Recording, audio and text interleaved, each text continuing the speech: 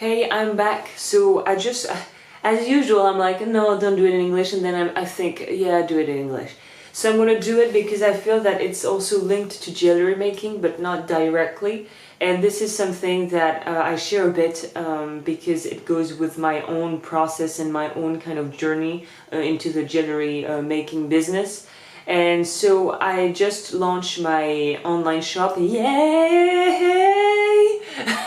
And I just, like, if you want to check it out, of course it's down there. I still need to add a couple of things, but if I don't start somewhere, you know, it's going to take ages. So I just thought that I might go and add bits after bits, new pieces, you know, gradually. And I wanted to talk about something that has to do with setting your own business and selling online. I'm by no means a pro, and this is not sponsored, but I'm just going to share with you what I'm using and what has worked for me. So the first thing, the basic thing, if you want to be selling online, you need to have an online domain. So I use GoDaddy because it's easy, because it works with the platform I use, which is Shopify. So it's easy to combine those two. You don't need to be a really techie person to be able to do this.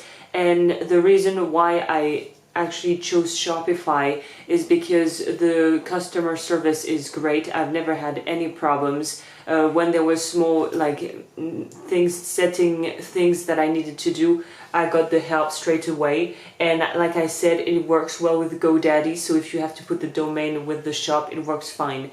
The reason why I like Shopify is because it looks pro in the sense that if you're not really, you don't have any knowledge in HTML and all those things, with Shopify you already have a ready-made kind of online shop ready to use. You can spend more money. There are free themes. There are themes that you can purchase that have more options. You can also custom it, like make it customizable. Maybe I made up a word, but you see what I mean. And so I like the way that it's easy to use and very versatile in its different uses. And I also like the way it's designed, which is you have Shopify, which is we say in French, maison mère, the main house, let's say, and then it works just like with telephones, like mobile phones. You have the apps, so if you want to add free or like features that you need to pay for, you can. And so I need my shop to be in French and in English, so I use Languify to use an extra app that I've added to be able to make my thing work in English and in French. So you could use it if you need many languages. It can support many languages. And it's around 15 to 45 bucks, I think. It depends on what you choose, the plan, if you pay by month or by year. And obviously if you pay by year, it's cheaper. And so yeah, this is what I use, and I'm really happy with it because you have a really good finish and it's easy to use. Also, when you have to put the products, put the amount, the quantity, blah blah blah, you can do really what you want with Languify and Shopify in itself. So I like that. The products, so because I had to make the products lately, I thought, oh, maybe it's time for me to make a little update about that, about the photos, because photos are super important, and yet at the same time you need to know where are the priorities and to see what is the balance, how you can manage saving time and at the same time doing something that will be worth the money. So there are many options out there. If you don't have a big budget, there are the light rooms that you can purchase online, or you can even go on YouTube and you see there are tutorials about how to craft them.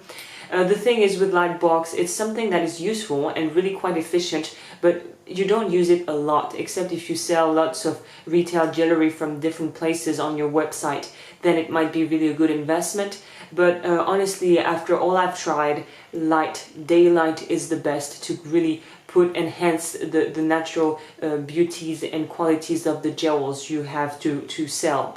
So now I realize that you can try to make really like even sceneries, you know, beautiful kind of campaigns or jewelry campaigns, and this could be a great thing to promote your jewelry. But that's when you have to, that's when reason has to come into play, and you to be able to know if it's really worth the time, because sometimes you can make such a beautiful little layout and then realize that the eyes get absorbed and caught by the layout and not really specifically the jewelry that you're trying to put forward. So you need to be really careful with that and see if the amount of time you spent doing all this spent doing all this is really worth it, or if you just can do like more simple photos but that are more efficient, to the point, and that easier to edit and to put online, because you also have the option of editing the videos using Photoshop or something like this to really clear out everything, make everything with a white background and such. I personally decided to go for simplicity, which was to use daylight in my wall, and because of the shade it looks a bit gray, so the jewelry and the colors really stand out, and I just decided to go for what was simple. Then we have also the quantity. How many jewels do you need to really make a proper collection? That's up to you, but I would say that around below, like less than 9, it looks really spare in the shop. I think it will really look that there's no options. But if you put over 15 pieces, that's when you start having, I guess, a lot, perhaps even too much to start with.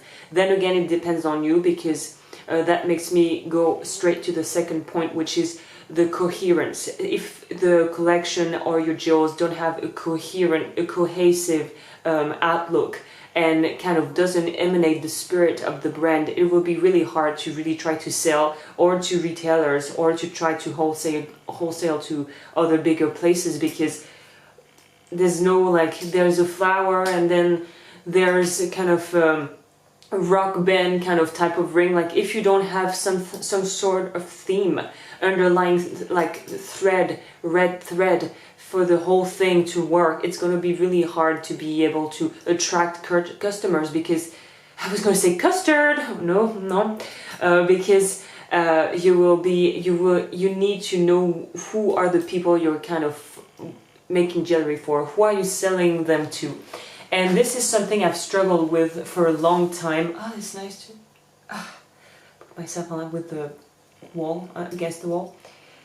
Because the thing is, if you're too all over the place, which is obviously my case, if you haven't noticed, so it's something that was really hard for me to finally come to the point of realization that I needed a kind of theme, and I needed to stick to it, and perhaps do other things on the side, but I needed a coherent image of the brand imagery to be able to sell this to people. So I decided to go for the sea, and working mainly with pearls, Tahitian pearls, and everything that comes from the sea, because that was a way for me to put a frame on my work and to be like, okay, this, does it fit in it or not? And if it doesn't, I'm not doing it in there, or I'm not trying to sell it on my website. So you have to know what you want to do and kind of develop your blueprint and roll with this.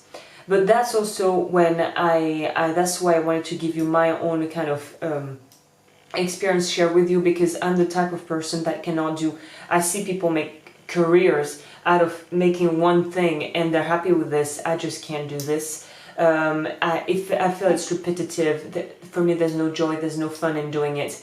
So that's why I decided to do more simple things that will really match my sea collection, so to speak. But I'm working on another collections that will also be on the website. I don't know when it'll be done, but I'll probably make a video about it anyway. And on this on the side, on this kind of one-of-a-kind pieces, I will work mainly with wax carving and making really statement pieces that will be targeting, if I can say, another type of people. And so it's like two distinctive things that I make, and maybe I should have opened up another kind of under brand to do this, but I'm not going to. But I really want to keep having fun, and the way I keep having fun is by creating new pieces all the time that are quite different from the usual stuff I do. So that's how I kind of manage and juggle through the idea of making the same kind of type of jewels, and on the other side being able to really express my creativity in other means, in other ways, with other means. So that's how I roll with it. And the last thing was, yeah, well, I've mentioned it. It's like being coherent. It's you need to kind of envision what would be your ideal customers, what would they look like, what would be kind of their age, their revenue, their, you know, where would they come from. You know, you have to think about all those things to be able to have a clearer vision of what type of jewelry you're crafting and for whom you're crafting them. So I think that's it for me for today. I said the main basic things, and I'll see you around for another video. I don't know when. Bye!